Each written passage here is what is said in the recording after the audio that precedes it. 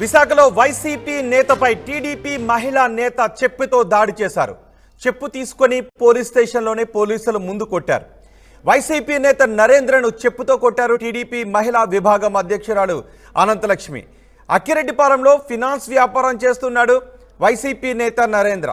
ఆర్టీసీలో ఉద్యోగాల పేరుతో నిరుద్యోగుల నుంచి 40 లక్షల రూపాయలు తీసుకుని మోసం చేశాడు అంటూ నరేంద్రపై అనంతలక్ష్మి కేసు పెట్టారు. కేసు విషయంలో నరేంద్రను స్టేషన్కు పిలిపించారు పోలీసులు. స్టేషన్కు వచ్చిన నరేంద్రపై అనంతలక్ష్మి చెప్పుతో దాడి చేశారు. టీడీపీ నేత అనంతలక్ష్మి చెప్పుతో దాడి చేసిన దృశ్యాలు సీసీటీవీలో రికార్డ్ అయ్యాయి. ఇప్పుడు మీరు ఆర్టీవీ స్క్రీన్ పైన చూస్తున్నారు. నరేందర్ అక్కడ చైర్లో కూర్చుని ఉన్నాడు. అక్కడే అనంతలక్ష్మి కూడా ఉన్నారు. పోలీస్ ఎస్ఐ కూడా మనకి కనబడుతూ ఉన్నారు. ఇద్దరి మధ్య ఏదో జరుగుతోంది, వాగ్వాదం జరుగుతుంది. మొత్తం లోపల ఒక దశలో ఒక ఫోటోను కూడా తీసుకొచ్చి చూపిస్తున్నాడు. చూడండి ఒక్కసారి ఆర్టీవీ స్క్రీన్ పైన మీరు చూడొచ్చు.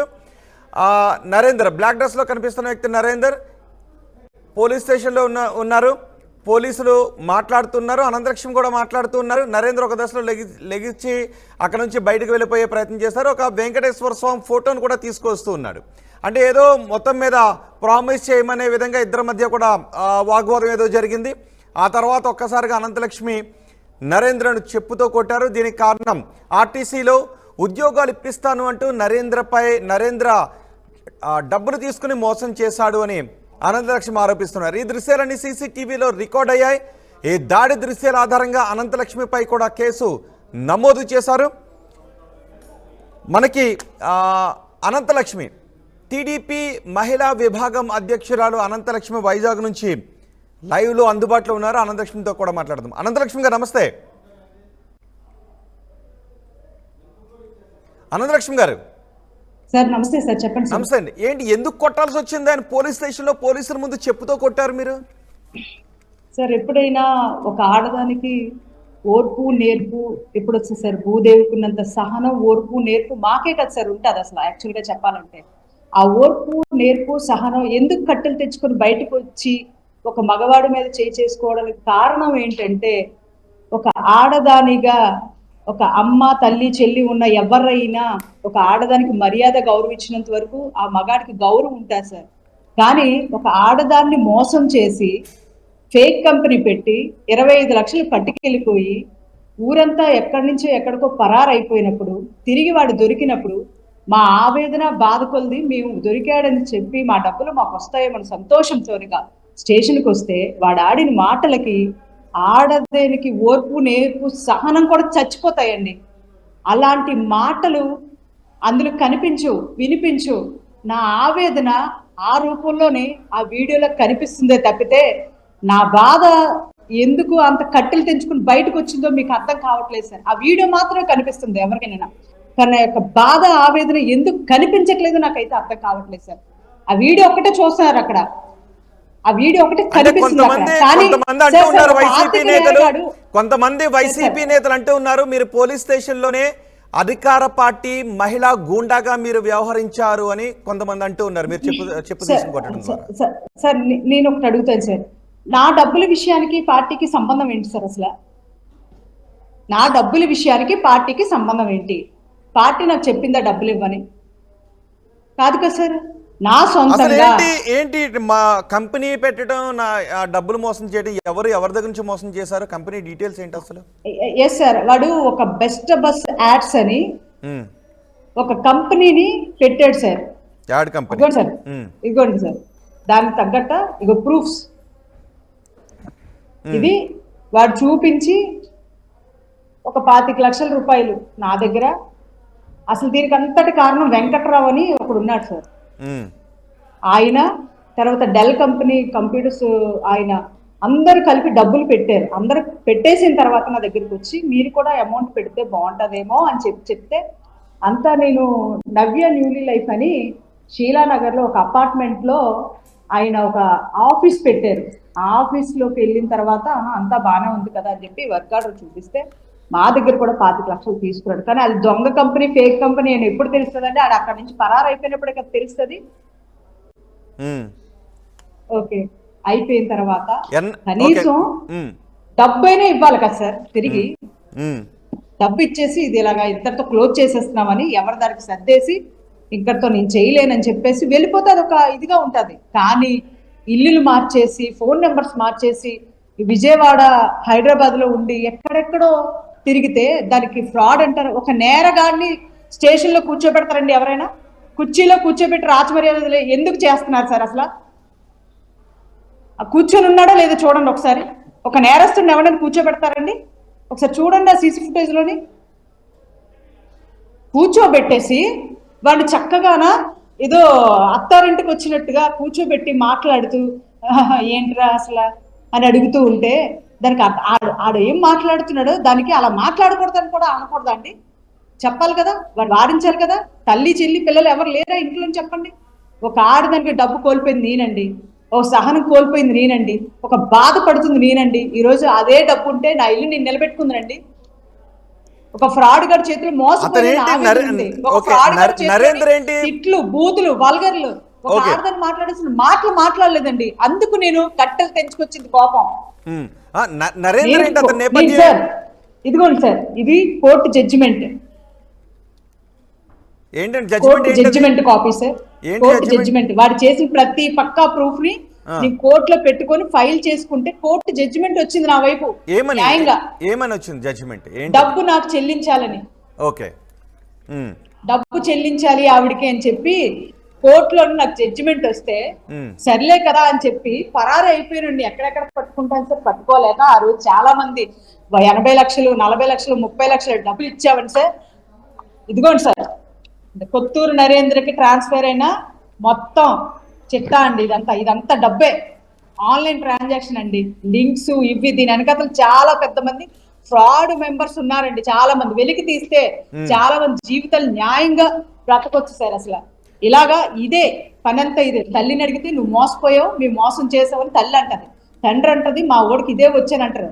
ఢిల్లీలో ఎంబీఏ చేసినాడు పని ఇదా సార్ అని నేను అడుగుతున్నా. ఇదా ఫ్రాడ్ జీవితం అని అడుగుతున్నా. ఒక మోసగాడు ఒక 427 దొరికినప్పుడు డబ్బు కోసం ఆవేదన చెంది వెళ్ళినప్పుడు వాడు ఆడిన వల్గర్ బూతులు మాటలకి ఆడదానికి గుండె ఆవేదన కట్టెలు తెంచుకొని వచ్చిన బాధ సార్ అది నాది. ఆ వీడియో ఒకటే కనిపిస్తుంది అందరికీ.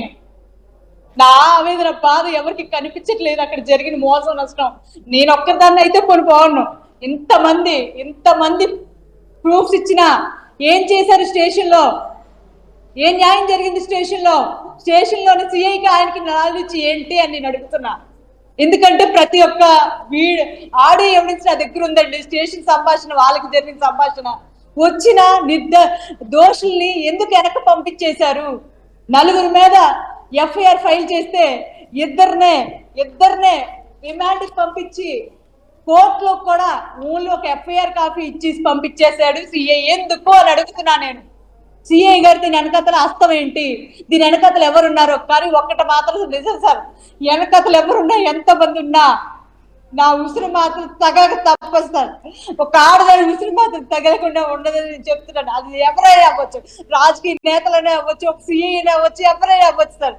నా గుండె ఆవేదన బాధకి నిజంగా చెప్తున్నాను. ఈ రోజు కాబట్టి రేపైనా ఎవరికైనా నా ఏడు కంపల్సరీగా తగులుతాయి సార్, ఇది ఖచ్చితం. ఎందుకంటే నేను నా కష్టంతో స్వయం కృషితో పైకి ఎదిగాను. పార్టీని అడ్డు పెట్టుకుని ఎదగలేదు, పార్టీ మీద పడి బ్రతకలేదు. నేను ఇప్పుడు పార్టీకి సేవ చేసుకుని బ్రతికాను సార్ ఇప్పటి వరకు.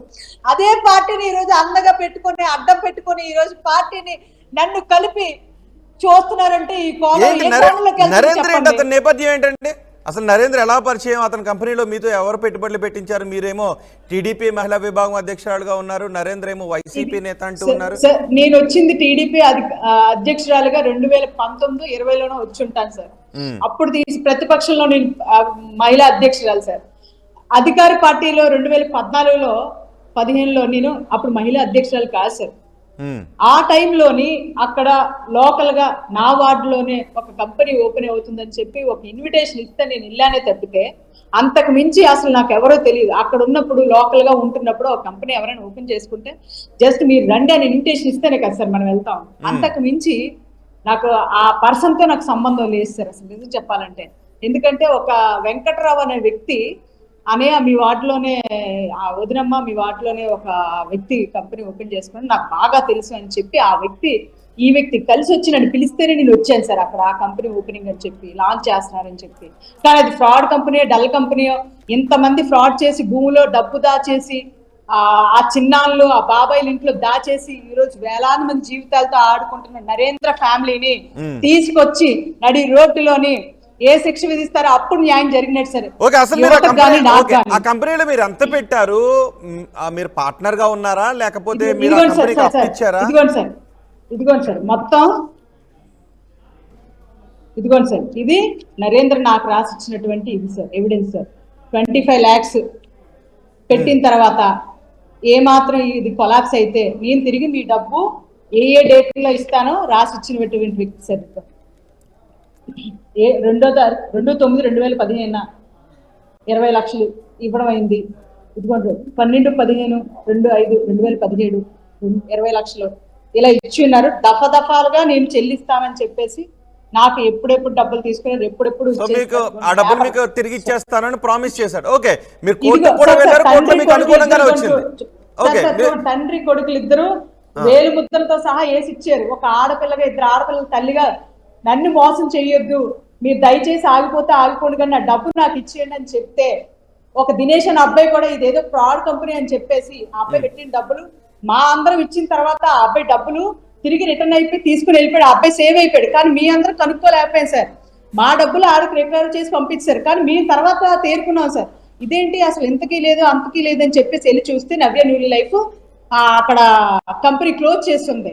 ఎక్కడెక్కడికో ఇల్లు మారిపోయిన వ్యక్తి, నాకు సొంత ఇల్లు లేదండి నేను అందుకే పలానా మారిపోతానని చెప్పానంటే, ఇక్కడెక్కడో ఒక పట్టా ల్యాండ్ చిన్న ఇల్లు ఏదో ఉంది దొరికితే దీన్ని బేస్ చేసుకుని వెళ్తే కోర్టులోని అది ఎంతకి 2 లక్షలు 3 లక్షలు కూడా ఆ రేకుల షెడ్ ఇది అవ్వదని చెప్పేసి నేను ఈపీ వేయలేదు సార్.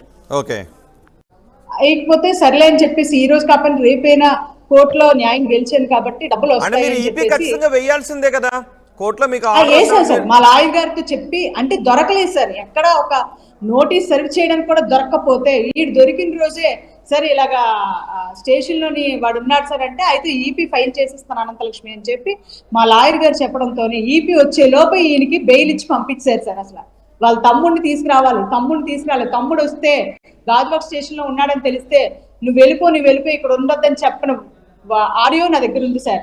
అలాగే ఎవరు చెప్పారు ఎవరు చెప్పారు? పోలీసులు చెప్పారా? వెళ్ళిపో అని ఒక వెనకాతలున్న ఒక కానిస్టేబుల్ ఎవరో ఫోన్ చేసి వెళ్ళిపోమని చెప్పాడు. అందుకే నరేంద్ర తమ్ముడు నరేష్ వెళ్ళిపోయాడు.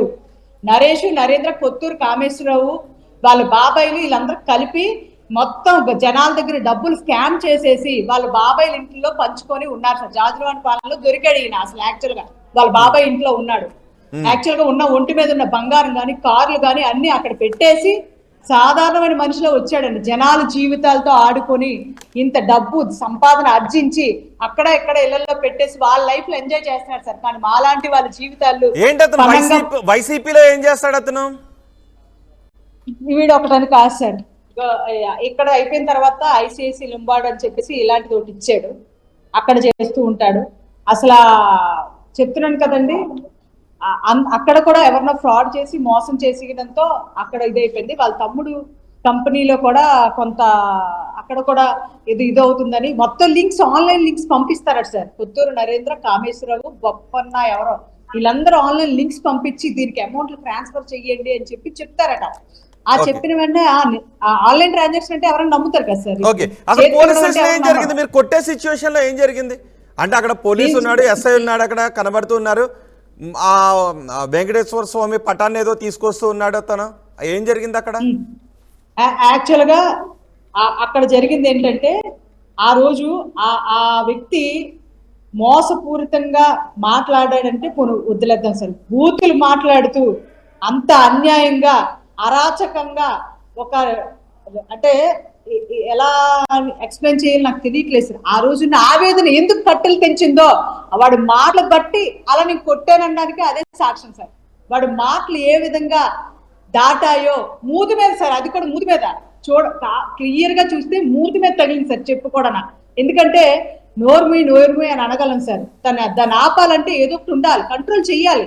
ఆ కంట్రోల్ చేసే పద్ధతిలోనే ఎందుకు ఆవేదన కట్టెలు తెంచుకొని చెప్పు దాకా వెళ్ళి నోటు వరకు కొట్టవలసిన పరిస్థితి ఎందుకు వచ్చిందంటే, ఓకే ఆ వ్యక్తి నరేంద్ర పోలీస్ స్టేషన్ కి తీసుకొచ్చారు. సో అక్కడ ఇంకా చట్టబద్ధంగా పోలీసులు కదా ఏదైనా యాక్షన్ తీసుకోవాల్సి ఉంటే ఒకవేళ పోలీసుల ముందే తిడుతున్నాడు కాబట్టి మీరు కంప్లైంట్ కూడా ఇవ్వచ్చు, అంటే కొట్టేంత వరకు ఎందుకు వెళ్ళింది? నేను ఇచ్చిన దాని మీద ఎఫ్ఐఆర్ నమోదు చేయలేదు సార్. నేను అన్ని బూతులు తిడుతున్నాడు, బండ బూతులు ఒక ఆడదాన్ని తిడుతున్నాడు, ఇదిగోండి అని చెప్పి నేను ఒక కంప్లైంట్ ఇస్తే నా దాని మీద ఎఫ్ఐఆర్ నమోదు చేయలేదు సార్. అది కూడా మార్చి 2వ తారీఖున జరిగినప్పుడు నిన్న వీడియో రిలీజ్ చేసి నిన్న ఎఫ్ఐఆర్ నమోదు చేయడం ఏంటి సార్ అని నేను అడుగుతున్నాను. దీని వెనకాతలు ఎంత కుట్రకోణం ఉంది, వెనకాతలు ఎవరున్నారు, సిఐ గారి అస్తం ఏంటి అనేది నాకైతే అర్థం కాదు. ఆంధ్రప్రదేశ్ లో మీ పార్టీ అధికారంలో ఉంది, మీరు మహిళా విభాగం అధ్యక్షురాలుగా ఉన్నారు, సో మీకే అన్యాయం జరుగుతుంది పోలీస్ స్టేషన్ లో. ఎంతో మందికి న్యాయం చేస్తూ అండదండంగా వెనకాతలు ఉంటాను సార్. నిజంగా చెప్పాలంటే న్యాయబద్ధంగా న్యాయం వైపు వెళ్తాను. మా దగ్గర ఈ అమ్మాయిని చూడండి, ఈ అమ్మాయిని రక్తం కనిపిస్తుంది కదా సార్, రక్తం వచ్చినట్టు కనిపిస్తున్నప్పుడు దీని మీద లేనటువంటివి నేను జస్ట్ చెప్పుతో జస్ట్ మూతి మీద కొట్టినందుకు మాత్రం నిమిషాల్లో వీడియో రిలీజ్ చేసి నిమిషాల్లో ఈ ఫోటోలు చూడండి సార్, పర్సన్స్ ఉన్నారు కదండి, ఒక మహిళకి నడి రోడ్డు మీద బట్టలు ఇప్పేసి ఎంత కఠినంగా కొట్టేసి బట్టలు ఇప్పేసినట్టు ప్రూఫ్ సార్, కొట్టినట్టు ప్రూఫ్ సార్. ఇదిగోండి ఎంత మంది ఆ ఫోటోలు చూపించకండి, ఆ ఫోటోస్ చూపించకండి. ఇంత ఇదిగా కొడితే ఏం ఎఫ్ఐఆర్ వేశారు? తిరిగి ఇంకొకటి చెప్తున్నాను, బాధితుల మీద గాజువాక స్టేషన్ లోని సిఐ గారు చేసేవి బాధితుల మీద ఎవడైతే నష్టపోయి ఉంటాడో వాడి మీద తిరిగి ఇంకో కేసు కంపల్సరీగా వస్తుందండి. ఇదే కేసులోనా నరేంద్ర కేసులోనేనా మహిళను కొట్టింది కూడా? ఆ మహిళ ఇది వేరే కేసు సార్, ఆ స్టేషన్ లోనే వేరే కేసు సార్. గాజువాక నడి సెంటర్ లో ఒక ఆడపిల్ల ఎప్పుడు జరిగింది అది? ఇది జనవరి పండగ టైంలో జరిగితే అది ఆ కేసు ఏమైందో తెలియక వాళ్ళు నేటికి అలా తిరుగుతూనే ఉన్నారు. వాస్తవం చెప్పాలంటే ఆ అమ్మాయి కూడా ఇక్కడే ఉంది సార్. ఇప్పుడు మీ పక్కన ఉన్నారా అమ్మాయి? అమ్మాయి నా పక్కనే ఉంది సార్. ఏంటంత రక్తాలు వచ్చేలాగా దెబ్బలు తిన్న మహిళ కూడా మీ దగ్గరే ఉన్నారా? నా దగ్గరే ఉంది సార్. మరి అంత రక్తాలు వచ్చేలాగా దెబ్బలు కొట్టినప్పుడు, అంత కొట్టినప్పుడు పై అధికారులకి ఫిర్యాదు చేయటం, కేసు పెట్టడం లాంటివి చేయలేదా? సార్ మీరే అన్నారు కదా వైసీపీ వాళ్ళు మేనేజ్ చేయగలరు, వైసీపీ ఒకసారి ఆ మహిళ ముఖం కనబడకుండా చున్నీ కప్పుకొని ఒకసారి లైవ్ లోకి వస్తారా? ఆ స్టేషన్ ఏం జరిగిందో కూడా కనుక్కుందాం. ఇదే సిఐ ఇప్పుడు వస్తారు సార్. ఇప్పుడు మీరు వెళ్ళిన పోలీస్ స్టేషన్ లో సిఐనా ఆ మహిళను కూడా కొట్టింది? సిఐ కొట్టలేదు సార్, వేరే వాళ్ళు కొడితే సెక్షన్స్ 118(1), 115(2) కంప్లైంట్ ఇవ్వడానికి అక్కడికి వస్తే సిఐ కంప్లైంట్ తీసుకోలేదు అంటున్నారు మీరు, అంతేనా? తీసుకోకపోవడం కాదు సార్, తిరిగి వీళ్ళ మీద కంప్లైంట్ పెట్టించి అవతల వాళ్ళ చేత వీళ్ళ చేత ఒక వైట్ పేపర్ మీద సంతకం చేయించుకున్నారు కూడా అదే స్టేషన్. ఇప్పుడు మీరు నిన్న ఆ నరేంద్రన్ కొట్టిన స్టేషన్ అది ఒకటే రైట్? రెండు ఒకటే సార్. అదే సిఐ ఇప్పుడు అక్కడ ఉన్నది కూడా అదే సిఐ? అదే సిఐ సార్. కాదు సార్, నాకు ఒకటి అడుగుతున్నాను సార్, రిమాండ్ కి పంపుతాం కదా మనం, ఆ పర్సన్స్ కి రిమాండ్ కి పంపించినప్పుడు ఒక ఎఫ్ఐఆర్ కాపీ ఒకటేనా పంపిస్తాం మనం? మొత్తం ఎవిడెన్స్ తో రిమాండ్ కి పంపుతాం సార్ కోర్టుకి? అవును, ఎవిడెన్స్ తో పంపిస్తారు. ఎవిడెన్స్ తో పంపిస్తాం కదా. కేవలం నరేంద్ర కేసులో జరిగింది ఏంటి తెలుసా అండి, ఒక ఎఫ్ఐఆర్ కాపీ వేసి ఇచ్చేసి అక్కడ 3వ రోజే బెయిల్ పిటిషన్ అప్లై చేసేసుకుంటే మాకు వేరే పర్సన్ చెప్పారు, ఇలాగా అక్క మా కేసులోని నరేంద్ర బెయిల్ పెట్టుకున్నాడు అని. అంటే పోలీసులు వాళ్ళకి దొరికిన ఆధారాల వరకు తీసుకుని వెళ్ళి ఏం ఆధారాలు దొరికాయి, లేదంటే ఫర్దర్ ఇన్వెస్టిగేషన్ ఏం జరుగుతుంది, ప్రిలిమినరీ ఎంక్వైరీలో ఏం జరిగింది, ఈ ఆధారాలని కోర్టులో సహజంగా సబ్మిట్ చేస్తారు. కంప్లైంట్ యొక్క వాంగ్మూలం ఒకటి, తర్వాత ఆ యొక్క మొత్తం ఎవిడెన్స్ అవన్నీ సబ్మిట్ చేసినప్పుడు ఆ ఎవిడెన్స్ అన్ని కోర్టుకి సబ్మిట్ చేయకుండా ఒక ఎఫ్ఐఆర్ కాపీ ఒక్కటి మాత్రం ఇచ్చి ఏమంటారు, నీరు కార్చడం అంటారా, నీరు కార్చుకోవడం అంటారా? అసలు మీకు ఇంకో విషయం చెప్తున్నాను సార్, గాజువాక స్టేషన్ లో న్యాయం జరగకపోతే నేను తిరగడం కనిపిస్తుంది. నేను ఒక నెల రోజులు తిరిగి అలసిపోయిన తర్వాత సిపి గారి దగ్గరికి 4 రోజులు వెళ్తే సిపి గారు చెప్పారు సార్, సిఐకి ఫోన్ చేసి ఈ కేసు చేయగలవా చేయలేవా, ఇది ఆయన మీద ఎఫ్ఐఆర్ వేసావా, వేసాను సార్, డబ్బులు వసూలు చేయగలవా, అందరినీ తీసుకురాగలవా, అవన్నీ అడిగితే సార్ చేస్తాను సార్ అని చెప్పి ఒక ఇద్దరిని మాత్రమే తీసుకొచ్చి కూర్చోబెట్టి ఇంకొక ఇద్దరిని అసలు అరెస్ట్ వారెంట్ చూపించకుండా ఇద్దరిని రిమాండ్కి పంపించేసి ఇద్దరిని బయటికి తీసుకొచ్చేసి తర్వాత కస్టడీకి అడగమని చెప్పాం కదా, ఎందుకు కస్టడీకి అడగలేదని చెప్తే అప్పుడు సిపి గారు చెప్పడం వల్ల కస్టడీకి అడిగి ఆ కస్టడీలో తీసుకొచ్చి చూపించి పంపించారట సార్. ఇది సార్ జరిగింది.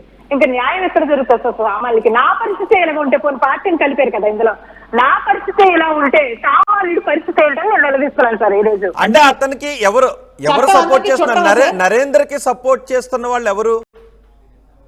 పోలీసులు సపోర్ట్ చేస్తున్నారు అంటున్నారు, ఇంకెవరు సపోర్ట్ చేస్తున్నారు? నాకైతే తెలియట్లేదు సార్. వెనకాతలు ఎవరున్నారు, ఫ్రంట్ ఎవరున్నారు అనేది పైన భగవంతుడికి తెలియాలి సార్, వాస్తవం. కాకపోతే ఈ రోజు కాకపోయినా రేపైనా నిజాలు బయటకు వస్తాయి సార్. ఇది మాత్రం ఖచ్చితంగా ఎవరైనా మంచి సిఐ ఉంటే దర్యాప్తు చేస్తే ఒక ఏంటి కాల్ డేటాతో కూడా కాల్ డేటా కూడా తీస్తే గనక ఎన్నిసార్లు వీళ్ళు ఫోన్ లో మాట్లాడుకున్నారు అని తెలుస్తుంది సార్. లేకపోతే నేను స్టేషన్ నా కంట్రోల్లో ఉంది, స్టేషన్ నేను మేనేజ్ చేసుకున్నాను, వచ్చిన వాళ్ళు పంపించేశానని వాడు అంత పక్కాగా ఎలా రికార్డ్ చేసి మాకు పంపుతారు చెప్పండి సార్. నేను స్టేషన్ లో సార్